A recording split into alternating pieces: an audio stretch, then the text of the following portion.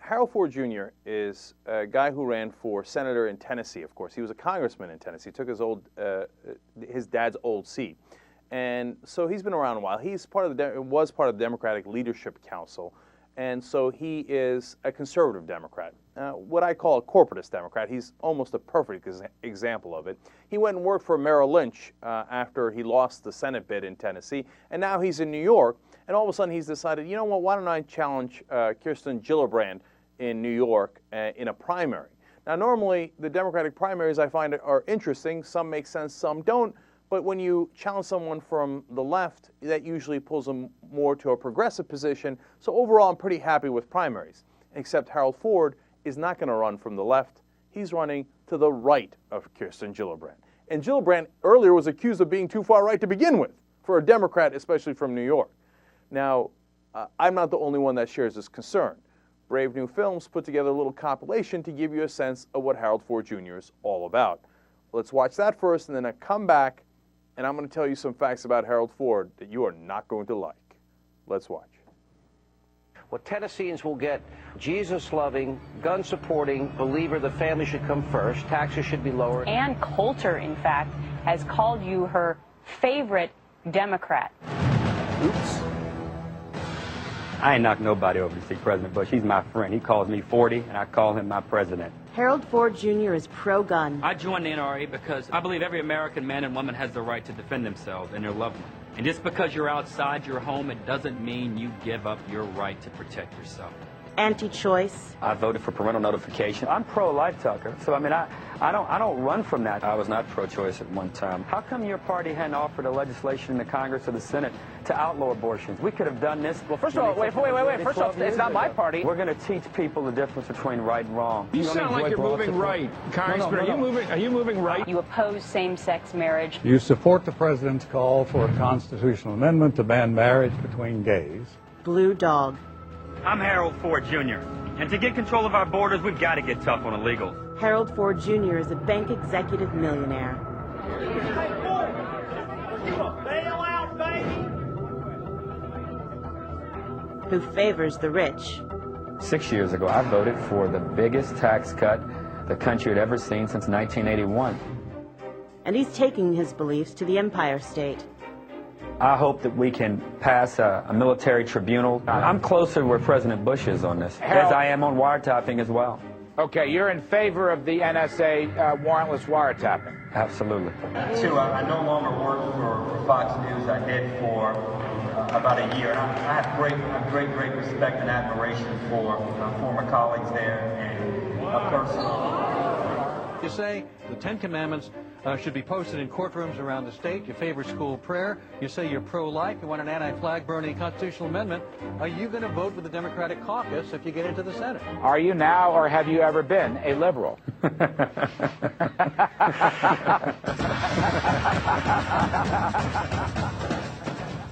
Yeah, I only love the ending of that. All right. Now, look, is Harold Ford Jr. much more conservative than your average Democrat? Absolutely. I mean, military tribunals that Bush set up, he was in favor of. Warrantless wiretapping, Bush calls him 40. And he's proud of that, right? Now, don't get me wrong. He was running in Tennessee. I get that he's got to be a little bit more conservative. That's not my main problem with him. First of all, you have to understand, on the issues, I would never vote for Harold Ford Jr. You come to me and tell me you like the military tribunals and warrantless wiretapping, and you're proud of passing the largest tax cut in history, which wound up devastating our economy, I got no interest in voting for you. But my larger problem with Harold is he's a fraud, okay, to put it bluntly. So let's break it down. Here's an interview he did with the New York Times a couple of days ago, and the title is Senate Hopeful in New State Airs Evolving Views. His views are evolving. First, he's going to pretend that he's from the New York area. The New York Times described him as, it says at one point, despite his Tennessee roots, an intermittent Southern accent. That's what I'm talking about. Sometimes the guy has a Southern accent, sometimes he doesn't. It depends on the room he's in. It smells of politician, right? Then we go further, and these are just some cute ones. We're starting off soft here. When asked about what his favorite baseball team is, he pulled the classic Hillary running for New York Senate answer. Oh, always been a Yankees fan. Really? when you were in Tennessee, you were a Yankees fan. Look, just say it, man. Just say, hey, you know what? I grew up in Tennessee, or you know what? I went to school in Philadelphia. I'm a Phillies fan. Whatever. Nobody cares. They're going to be a lot more annoyed if you pretend that you're a Yankees fan your whole life than if you just say the truth. Sports fans respect that, but these people aren't real. They've never met a real person in their life, it seems like. Right, you're going to see why in a second. Much more of that. But no, to be fair to him, he's been in New York for a long time. Mr. Ford has officially been a resident of the state only since 2009. I don't know if you know this, but 2009 was a month ago. Okay, now it might have been earlier in 2009. He did not vote in November's mayoral election. Now that was 3 months ago. Okay, he didn't even vote in the New York elections. He still has a Tennessee's driver's license. And then, of course, he says, quote, New York has in many ways become home. Okay, look, people go to New York and run. Robert Kennedy did it, Hillary Clinton did it, and people accepted it. Just don't be so obvious with what a fake you are. Now, let's get to the relevant portions of how that might affect things. So let's go to the policy, right? Because, you know, he appears to have evolving views, as the title says. Now, it's one thing if you have views I don't agree with. It's another thing if you BS me. So here we go. He says that, first of all, to be fair, he's conservative on this. He says Gillibrand was wrong on the health care overhaul. It's too liberal, and he's against it. Okay, if you think the health care overhaul is too progressive, okay, then you vote for Harold Ford Jr. in New York, okay? But the switches are what bother me, so let's go to those. In 2006, he said, quote, I oppose gay marriage. Could it be any clearer? Okay, he came out in favor of a resolution in Tennessee opposing gay marriage in 2006, not that long ago. But in the interview, he said, this is a quote from the New York Times, he said he changed his mind. He would now seek to overturn the Defense of Marriage Act. He would revisit the military's don't ask, don't tell policy. Who's believing this? I don't believe it. He has described himself repeatedly as pro-life. In an interview, however, he said, to describe me as pro-life is just wrong. I'm personally pro-choice and legislatively pro-choice. Who's believing any of this? Now, so does that mean you're going to abandon your position on partial birth abortion and parental notification? No, of course not. Still against partial birth abortion. And that's not the problem. The problem is, do you take the health of the mother into account or not? And he's on the Republican position where they say that's not relevant, okay? Parental choice you can disagree with, that's fine. He supported congressional legislation in 2006 to allow local police officers to investigate and arrest illegal immigrants. When asked about that, hey, wait a minute, that seems kind of crazy, right? Federal officials investigating illegal immigrants makes sense. If you empower the local cops to do it, it's going to be a mess. And people are going to, much more importantly, people are going to be afraid to go to the cops when there's a problem. If a woman has been abused, et cetera, et cetera. If they're illegal immigrants, they got shot at. They don't want to go to the police because the police are going to turn them in, right? Mayor Bloomberg's against it. Cory Booker's against it in Newark. So all of a sudden, Harold Ford has an evolving view of that issue. He says, quote, I have come to better understand this issue. Everything about this guy is super fake. Let me give you at least one more on the issues. Asked about his own experience with guns, because he's like pro-guns, but New York is not pro-guns, Tennessee is, right? So now he's running in New York.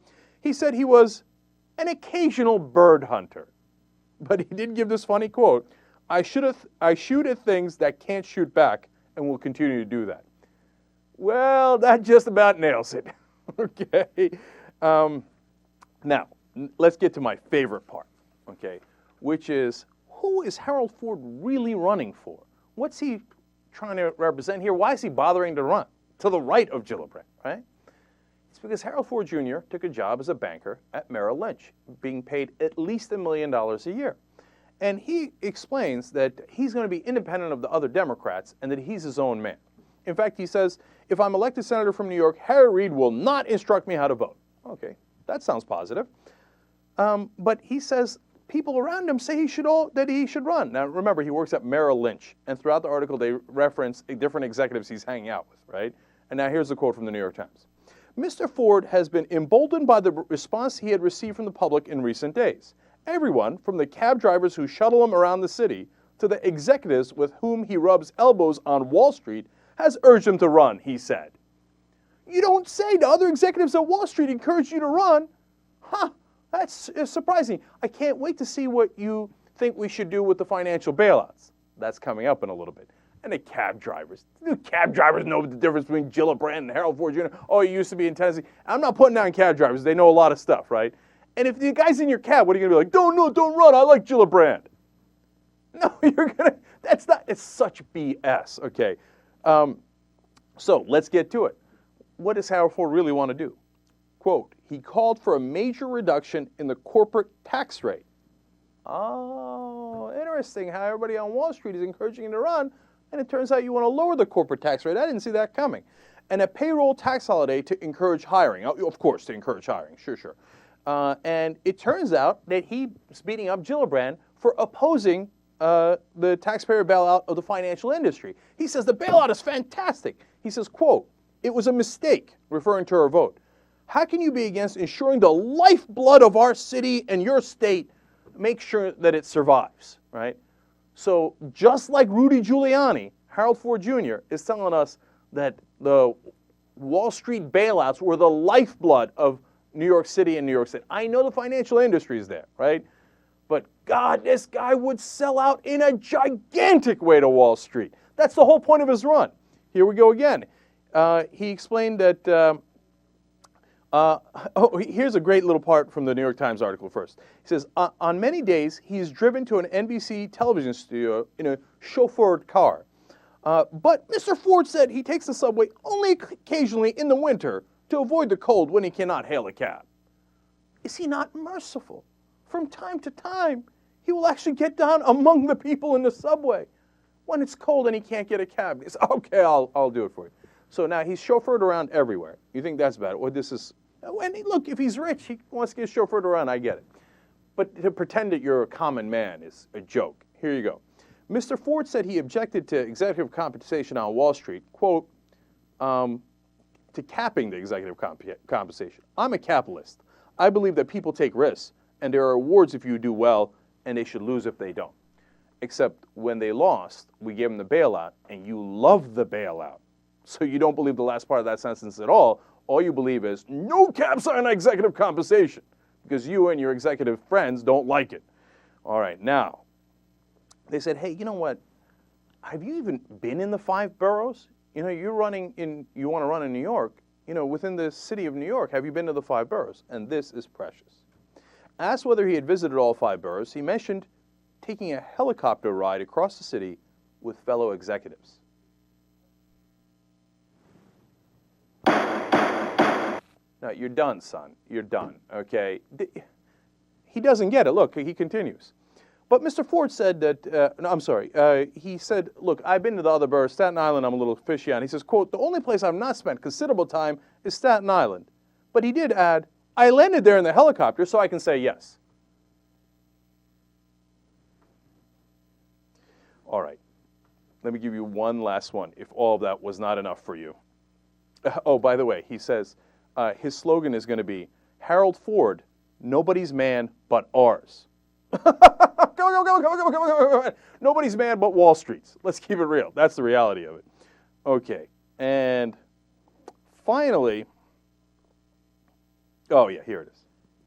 He has breakfast most mornings at the Regency Hotel on Park Avenue, and he receives regular pedicures. He described them as treatment for a foot condition. Come on. Please. Exit stage right. Okay. Dude, you can't get pedicures and pretend, oh, I'm for the little guy. Oh, yeah, I know. Wall Street is encouraging me to run, and they gave me a whole bunch of money to run because they don't want, their compensation limited. But look, the pedicures are for a foot condition. Come on. Now, look, so if you had any thought of supporting Harold Ford Jr., don't make that mistake, okay?